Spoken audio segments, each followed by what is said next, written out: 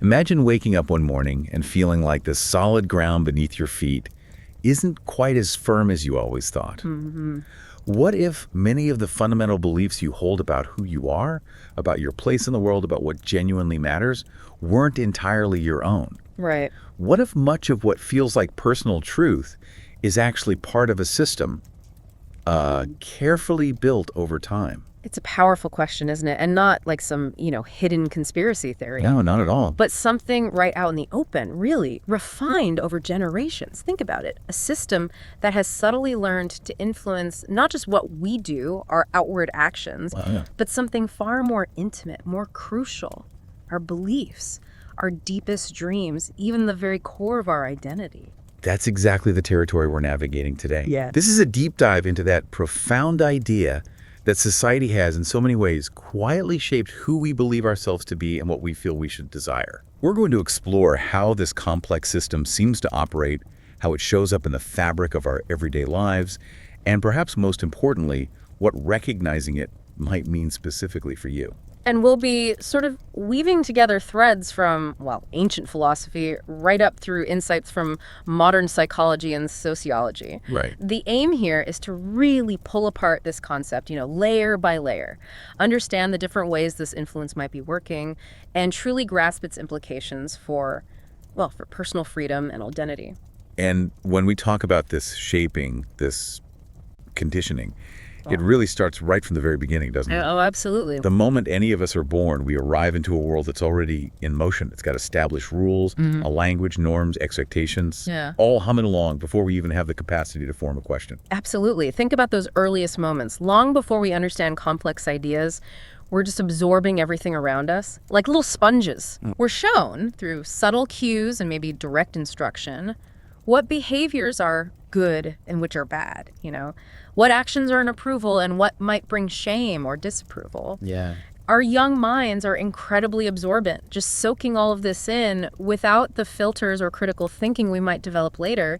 It becomes the initial blueprint, sort of. And this initial blueprint, this early conditioning, it feels less like a random thing and more like a deliberate process that gets, ramped up. Right. By the time a child enters school, for instance, there's a clear structure in place. They're taught to sit still, to follow instructions precisely, to learn the curriculum presented. Yeah, the machinery is running there. The system begins to reward not necessarily curiosity or independent thought, but often obedience and compliance.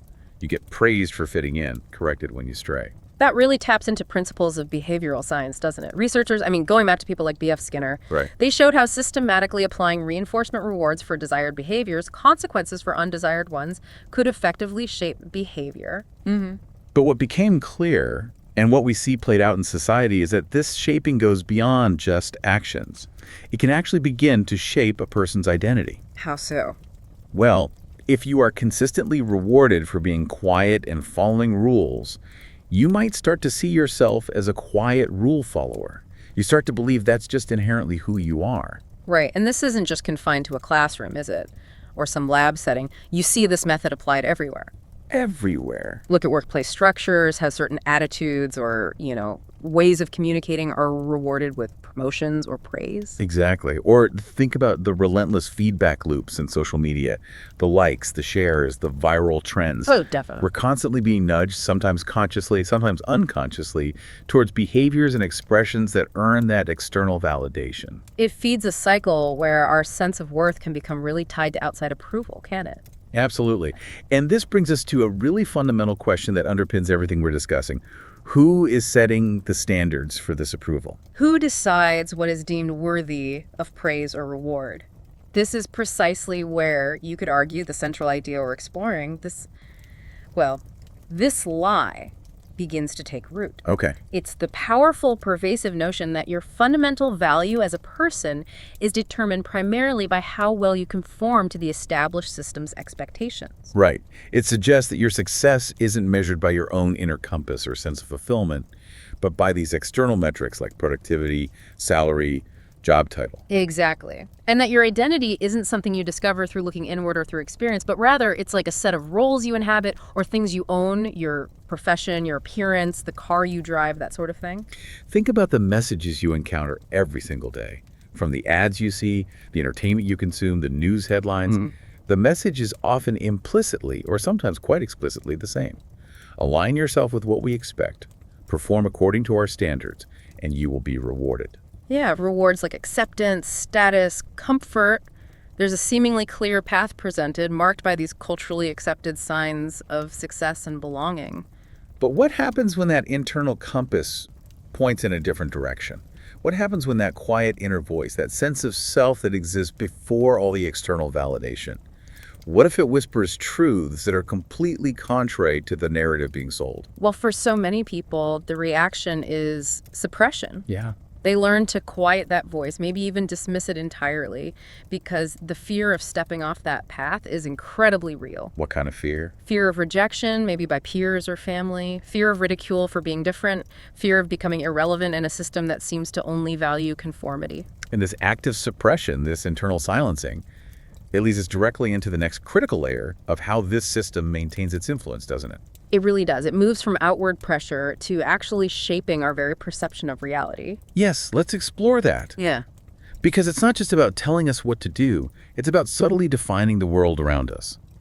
Philosophers like Michel Foucault offer some really profound insights here. He argued that modern power operates less through direct force and punishment, and more through defining and normalizing what is considered acceptable or normal within a society. Precisely. Once a standard of normal is established and broadly accepted, through laws, institutions, cultural norms, how things are portrayed in the media, anyone who thinks, feels, or behaves outside of that standard can be easily categorized. Oh, wait, mind. How so? What kind of labels? They might be labeled as, well, deviant, maybe dysfunctional, perhaps even dangerous in some contexts. The system doesn't always need physical walls to confine us when it can construct these powerful social and psychological boundaries. And take a moment, just think about this. Does this resonate with you listening?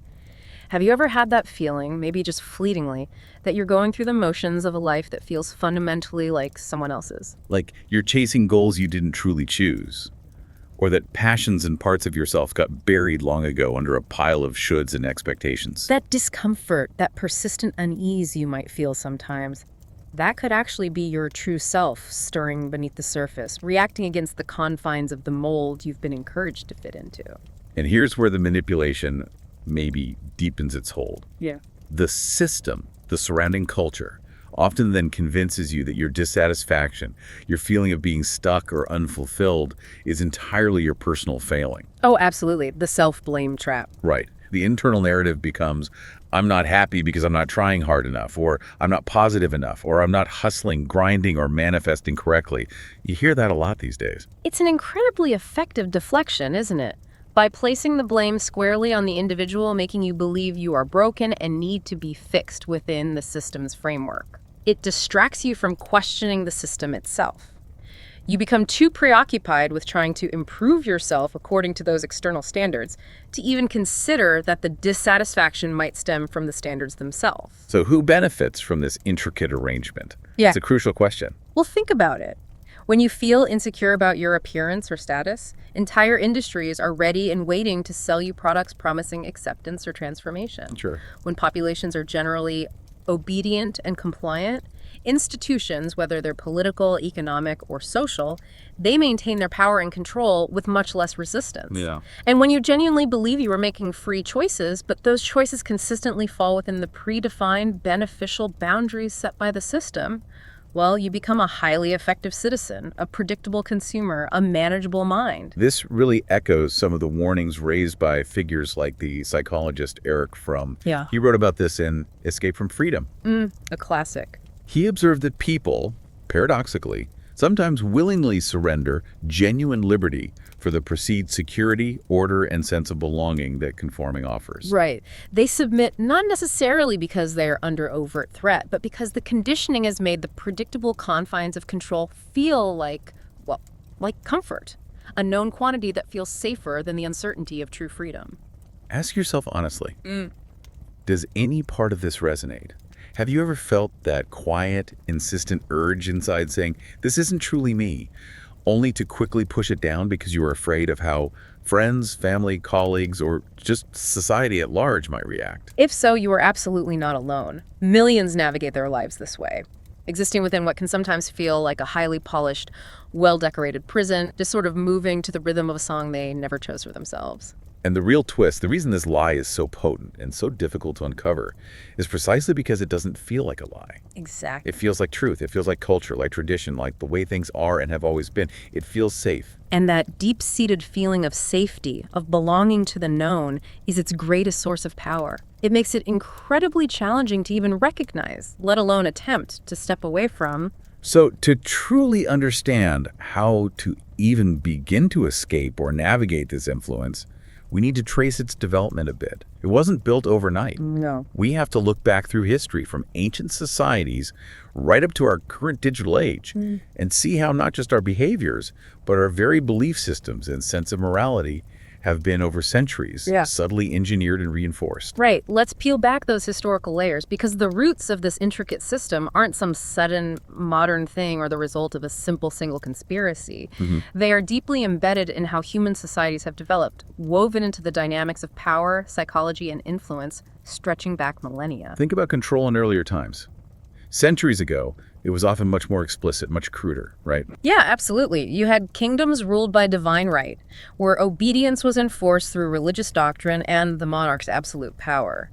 Control came through direct force, through fear of punishment, public humiliation, even death. The lines were stark, consequences were immediate and visible. But as societies evolved, became more complex, the methods of control had to become more sophisticated. Overt, brute force oppression, while it sadly never vanished entirely. No. It began to become less efficient as the main way to control large populations. It slowly, subtly gave way to something more insidious: manipulation. Control started to shift its focus, moving from primarily controlling the body through chains and punishment to controlling the mind through ideas and narratives. This transformation really brings to mind Plato's famous allegory of the cave. Ah, yes. A powerful metaphor. Can you maybe break that down simply for us? Sure. Imagine people who've lived their entire lives chained in a cave facing a wall. Behind them, a fire burns, and figures carry objects in front of the fire, casting shadows on the wall. These prisoners have never seen anything but these shadows. So naturally, they come to believe that these flickering images are reality. That's all there is. And in the allegory, if one of these prisoners were somehow freed and forced to turn around, see the fire, the objects, and eventually get dragged out into the sunlight to see the real world. And then imagine they went back to tell the others what they'd seen. The prisoner's still chained, who only know the shadows as truth. They wouldn't just disbelieve him, they'd likely ridicule him, maybe even become hostile. Exactly, because his description of reality would contradict everything they knew to be true based on their very limited experience. So applied to our discussion, society, or the dominant narrative within it, can be seen as the cave. Right. And the lie is believing that the limited reality presented within that cave with its predefined rules, values, boundaries is the only reality that exists or matters. Modern control is far more sophisticated than the chains in Plato's story. It often doesn't need physical restraints. No, because it has become so adept at using something far more powerful: stories. Ah, stories. They are so fundamental to how we understand the world, aren't they? Absolutely. From bedtime stories to national myths, the big blockbuster movies, political narratives. Stories define our heroes and villains, our values, our fears, our hopes. And the more a story is told, retold, and widely accepted, the more it takes on the feeling of undeniable truth, regardless of its factual basis sometimes.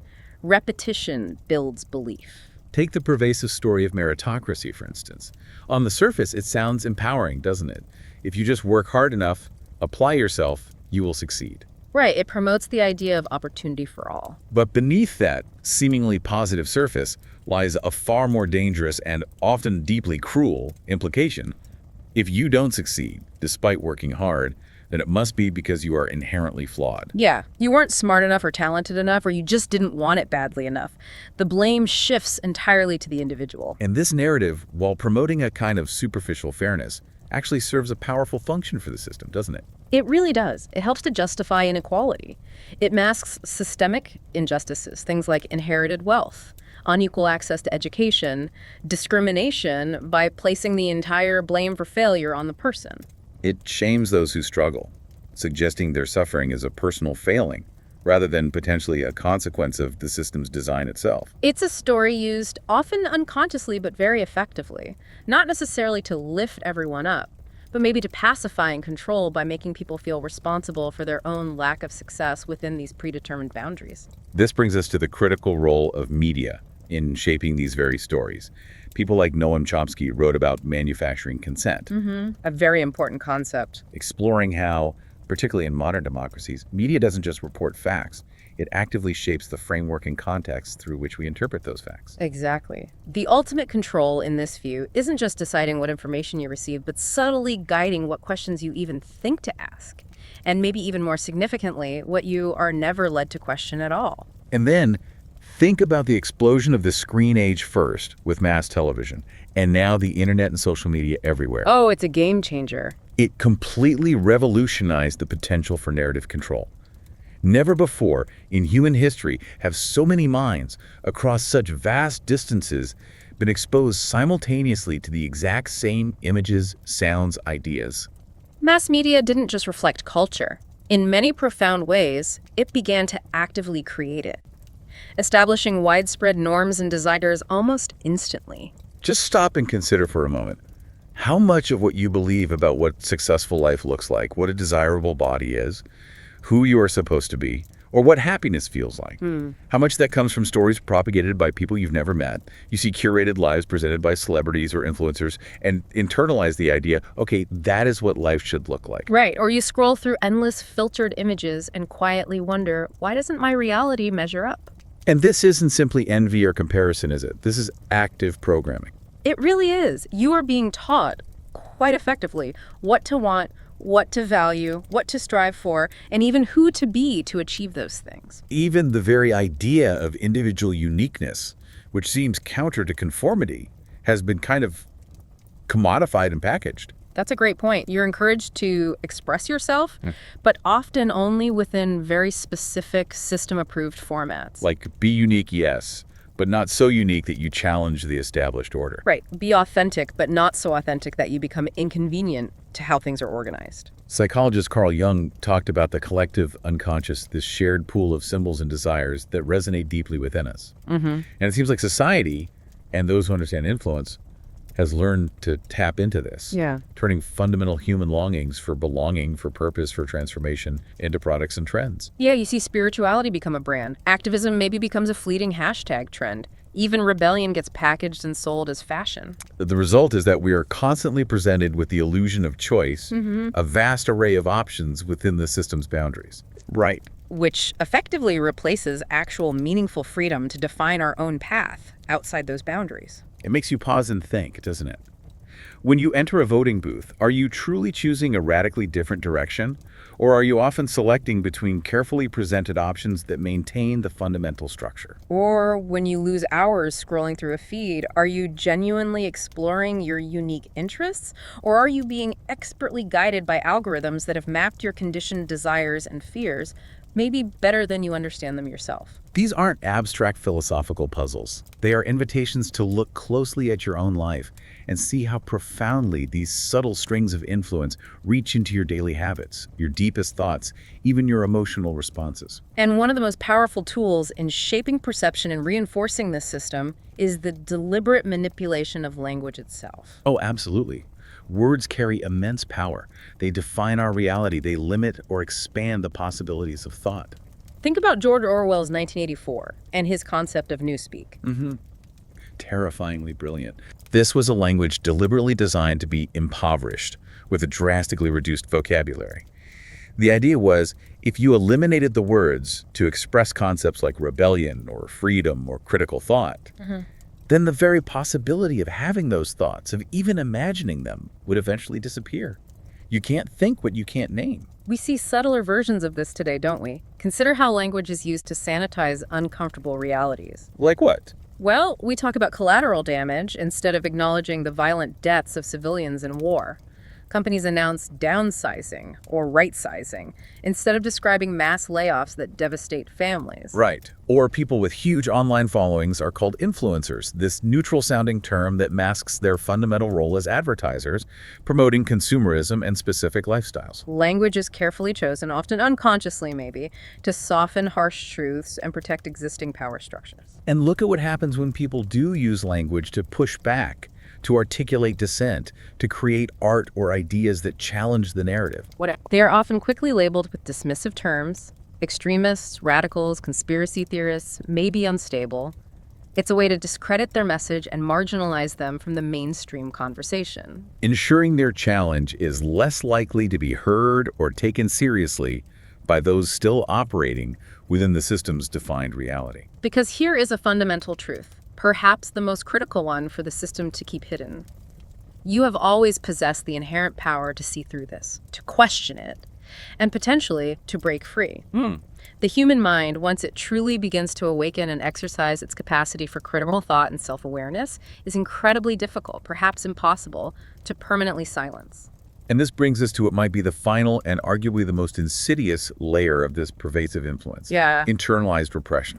The prison within. Exactly. Yeah. After years, decades of consistent, subtle conditioning, you begin to police yourself. You learn to dismiss your own authentic desires and dreams. You silence your intuition, that inner knowing that something isn't quite right. You start to fear your own deepest truths and impulses. And the most powerful part is you do it not because someone is standing over you, forcing you, Right. but because you have learned to tell yourself to do it.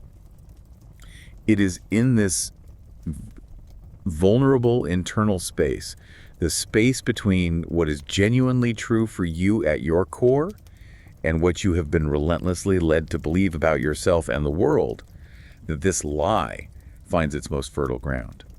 So let's ask those penetrating questions again, questions that cut through the conditioning. Whose dreams are you actually spending your life chasing?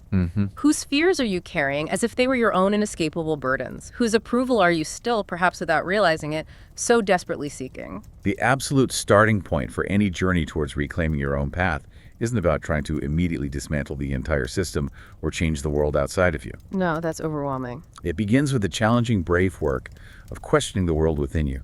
And that's precisely the transition we need to make now. We need to explore the specific psychological mechanisms behind this self-censorship, how identity conditioning operates on a personal level, and the subtle psychological traps that keep us feeling stuck, compliant, or less than we truly are. Right. This is where the theory we've discussed connects directly to the possibility of profound personal transformation. Exactly. It's about learning to identify those quiet internal signals of internalized control, and more importantly, starting to build the capacity to challenge and ultimately break free from them. If exploring these ideas has sparked even a flicker of recognition inside you, a quiet sense that some of this resonates, or maybe even a small surge of rebellion, please pay attention to that feeling. Don't dismiss it. It's not necessarily confusion or madness. It might be something much more fundamental. It could be a memory of who you were maybe before the world began its long process of telling you who you were supposed to be. Stay with us, because understanding these mechanisms isn't just academic, it's truly empowering. It's the essential first step towards understanding and then claiming your own genuine freedom. We've talked about the external pressures, the history, the narratives, the language. But now let's turn inward to what is arguably the most effective prison, the one we construct within our own minds. Right. That subtle, often invisible force that profoundly shapes our daily decisions, our relationships, our sense of self-worth. It's the combination of years of internalized conditioning, keeping us unknowingly loyal to a system whose full scope we might not even grasp. And this is a crucial truth to accept. Everyone is conditioned. It's not a judgment. It's simply how human beings develop within a social context. Right. From the moment we're born, the society we inhabit shapes not just how we behave, but fundamentally how we think about ourselves and the world. It teaches us what's possible, what we're allowed to believe, who we're meant to be, often subtly limiting where we think we can go or what we think we're capable of. It acts like an invisible hand guiding our desires, cultivating our fears, and ultimately restricting our perceived freedom. In psychology, this process of unconsciously regulating ourselves to fit in is often called self-censorship. It's the act of internalizing societal norms and expectations so much that we begin to monitor and control our own thoughts, ideas, desires. We learn, often without even realizing it, to steer clear of certain ways of thinking or being because they fall outside the lines of what's considered acceptable or normal. The power of self-censorship lies in its subtlety, doesn't it? It doesn't feel like an external boss telling you no. It feels like you deciding what's appropriate or possible. Yeah. Over time, you learn to suppress your own rebellious impulses, your unconventional desires, the raw, authentic essence of who you are, all for the sake of fitting in, being seen as normal, and getting that comfort of acceptance from the group. But let's really put that word normal under a microscope for a moment. What does it actually mean? Right, because when you examine it closely, normality isn't some inherent universal state. It's a construct.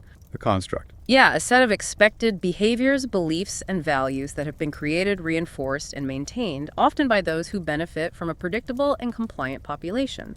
It's a standard designed for stability and predictability within a system. And this construct of normality has become so deeply ingrained in our culture, in the stories we tell ourselves about how life is supposed to be, that most people never even stop to question its validity.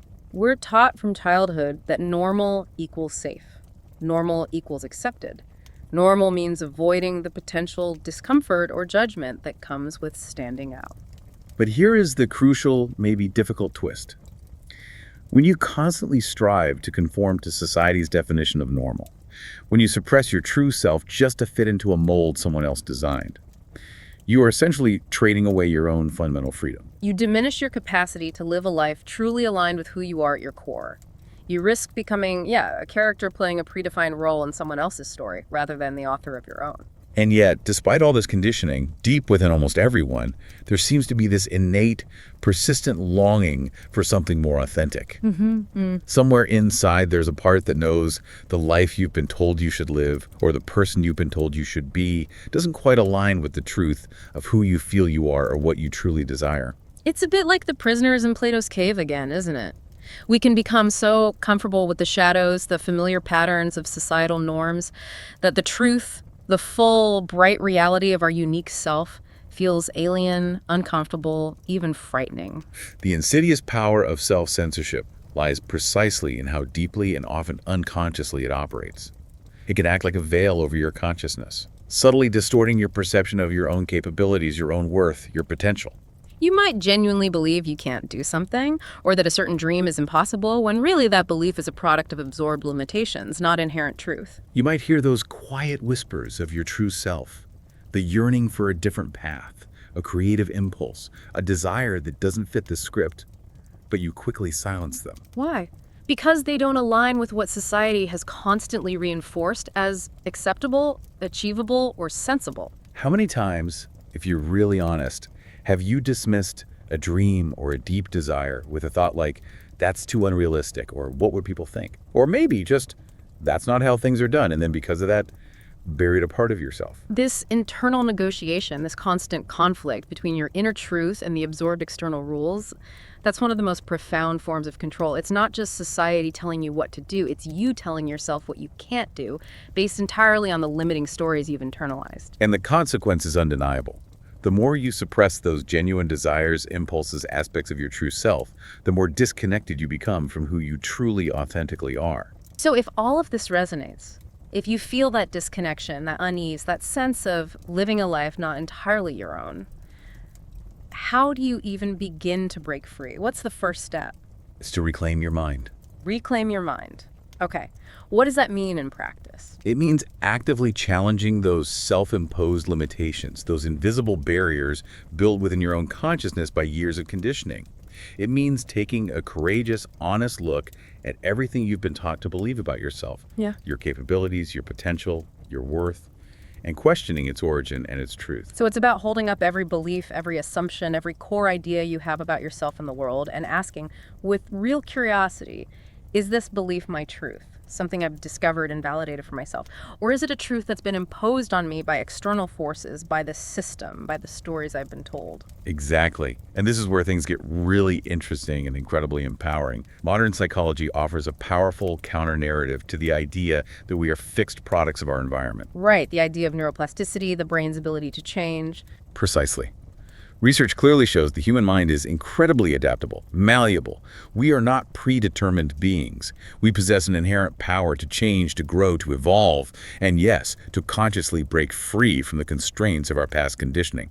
But this kind of change, this transformation, it's not passive, is it? It doesn't just happen. No, absolutely not. It requires conscious effort. It demands courage, the courage to look inward, to face uncomfortable truths about how you've been shaped, and the courage to imagine a different way of being. Let's revisit that example of equating success with wealth or status because it's so widespread. Yeah. Imagine you've spent years internalizing the message. Rich equals successful. Society bombards you with images reinforcing this. So you pour your energy into climbing a specific ladder, working incredibly long hours, maybe sacrificing relationships or well-being, all chasing more money, a better title, more stuff. But then, even after achieving what the system defines as success, you've got the career, the house, the car, you find yourself feeling this profound, persistent emptiness inside. Right, you have all the external markers, but something fundamental is missing. You feel unfulfilled. Why?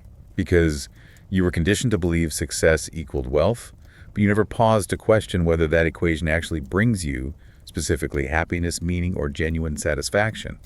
You were chasing a conditioned desire, not necessarily your own. And that's why the absolute crucial first step in reclaiming your mind, in beginning to dismantle this internal prison, is deceptively simple, yet incredibly challenging. You got to stop. Stop the momentum, create space, breathe, and then ask yourself with radical honesty, what do I truly want? What does fulfillment genuinely mean to me, independent of what I've been told it should mean? This isn't just a rhetorical question you glance over. It's a profound act of self-awareness, a turning inward. It's about becoming acutely conscious of all the narratives you've internalized from society, family, peers, media, and then actively, consciously deciding which of those absorbed narratives genuinely serve you, align with your deepest values, and which ones are just holding you back, keeping you confined. The dominant message society often transmits is that happiness, fulfillment, purpose, these are rewards you must earn by fitting in, by achieving external validation. But here is the incredibly powerful countercultural perspective. What if those things, happiness, fulfillment, purpose, aren't rewards you have to earn by conforming? What if? What if they are, in fact, your inherent birthright? Qualities that become accessible the moment you choose to live authentically, aligned with your own truth. This echoes that existentialist idea you mentioned Sartre earlier. Existence precedes essence. Right. What he meant in simple terms is that you aren't born with a fixed nature or purpose handed down by society or fate. You simply exist first. And then? And then, through the choices you make, you define your own essence, your own purpose, your own meaning. You possess the radical freedom and the awesome responsibility to choose who you want to be, what you want to do, how you want to live, independent of external definitions. But, as this perspective also implies, to truly make those choices freely and authentically, you first have to become conscious of the external definitions and limitations imposed on you, the lies you've been sold. You have to start questioning everything you've been taught, everything you've been led to believe, so your choices come from your own reclaimed truth, not from absorbed programming. And this brings us to the final interconnected layers of how the system perpetuates its influence through the fundamental human forces of desire, fear, and identity. Okay. These forces don't operate in isolation. They work together in a perpetual cycle, often keeping us in a state of longing, always wanting the next thing, always chasing, but rarely arriving at true, lasting contentment. Understanding how these forces are shaped and leveraged is the final piece of the puzzle then. Seeing the full picture of what's influenced your life and the world. I think so. Let's explore desire first. It's not just about being told what things to want. It's about being taught how to feel about those things and about what life should look like. The desires we feel, the latest phone, a specific relationship type, a certain body image, the perfect life on social media. These often aren't solely authentic longings arising purely from within us. Often, no. They are carefully shaped and amplified by those who deeply understand influence, marketing, cultural suggestion. Think about it. How much of what you consider desirable, that car, that vacation, that career milestone, how much originates entirely within you, and how much is a response to external stimuli? Ads, influencers, peers, They're movies. constantly presenting compelling images and narratives of what is desirable, what a good life is, what you should want to be happy. Everyone's selling an image, an idea, a feeling of what you should want. And desire, particularly when it's externally programmed, is an incredibly effective tool of control, isn't it? How so? Well, when you are constantly focused on acquiring something outside yourself, always striving for the next external validation, the next possession, the next achievement, you are rarely able to be truly present or content with where you are or who you are right now. You're always reaching for the horizon, convinced happiness resides in the next thing, the next purchase, the next success level. But this is often the core of the lie. True fulfillment doesn't fundamentally come from what you have or achieve externally. It comes from who you are, from living in alignment with your inner truth. This leads us directly to fear. Fear is arguably the ultimate enforcer. The shadow that follows us. Exactly. Sometimes consciously, sometimes just below the surface, influencing decisions. Fear keeps us obedient. It keeps us playing it safe, staying small, remaining inside the line society has drawn. It's a primary mechanism the system uses, intentionally or not, to ensure we stay within the boundaries of what's deemed acceptable, non-disruptive, manageable. Think about the times you felt afraid to speak your genuine truth, voice an unpopular opinion, share a vulnerable feeling, because you worried about judgment, ridicule, rejection. Or how many dreams or big life changes have you held back from because you were consumed by fear of failure, fear of what others would think, or just fear of the unknown outside the prescribed path? These fears feel deeply personal, but they're also, in many cases, cultivated and reinforced by the very system that benefits from your compliance and predictability. And here's a critical insight about fear. While it feels primal, inherent, much of the fear that holds us back is actually a construct. Construct, not real. Not that it doesn't feel real, but it's not necessarily an unchangeable biological constant of who you are. It's something nurtured within you, often by the culture and experiences shaped by the system that needs you to stay in line. Fear becomes a tool, consciously or unconsciously wielded, to manipulate actions and prevent you from daring to step outside the comfortable path. And finally, identity. This is perhaps the most profound layer. It cuts to the core of who you believe yourself to be. Who are you, truly? Are you just the person society told you to be, a collection of roles? Yeah. Student, employee, parent, citizen? Or are you something much deeper, something more authentic, something that exists independently of the labels and expectations the world places upon you? Society constantly reinforces the idea that your worth, your value, is tied to these external measures, roles, possessions, accomplishments, status. But your true identity, the essence of who you are, isn't something accurately defined by these external yardsticks. Your identity isn't just what you do or have, it's a reflection of who you are at your deepest core, your values, your spirit, your unique way of experiencing the world. And the subtle control here lies in the system convincing you that your identity is static, fixed, that you're forever defined by your past, your job, your relationships, your achievements. Why is that controlling? Because it makes it harder to imagine changing, harder to break free from established roles if you think, this is just who I am fixed. But the liberating counter-perspective, the profound truth that can unravel this illusion, is that your identity is not fixed. It's fluid, dynamic, constantly evolving with every conscious choice, every new experience, every old belief you dare to question. The key to breaking free from this layer of control is embracing the truth of your identity as something beyond society's limited definitions. You are not your job, your income, your possessions. You are the awareness experiencing them, the consciousness choosing how to respond. So after navigating all these interconnected layers, the early conditioning, the definition of normal, the history, the narratives, the language, the self-censorship, and this cycle of desire, fear, and identity, how do you actually begin the process of breaking free?